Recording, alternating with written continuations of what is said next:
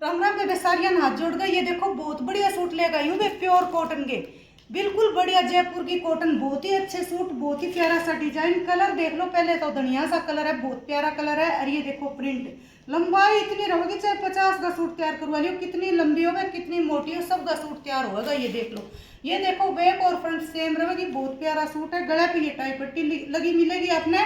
और ये देखो ये होगा सलवार का कपड़ा, ये प्रिंट आएगा सलवार में। ये देख लो बिल्कुल पक्का प्रिंट, पक्का कलर। देखो कपड़ा भी फुल रहेगा सलवार का भी, 2.5 मीटर से भी ज्यादा कपड़ा रहेगा सलवार का। 2.5 मीटर का इसका दुपट्टा होगा, प्योर कॉटन का। देखो दुपट्टा बिल्कुल बढ़िया कपड़ा, मलाई वर्गा, इतना ही सॉफ्ट इसका दुपट्टा है, इतना ही सूट का कपड़ा रहेगा।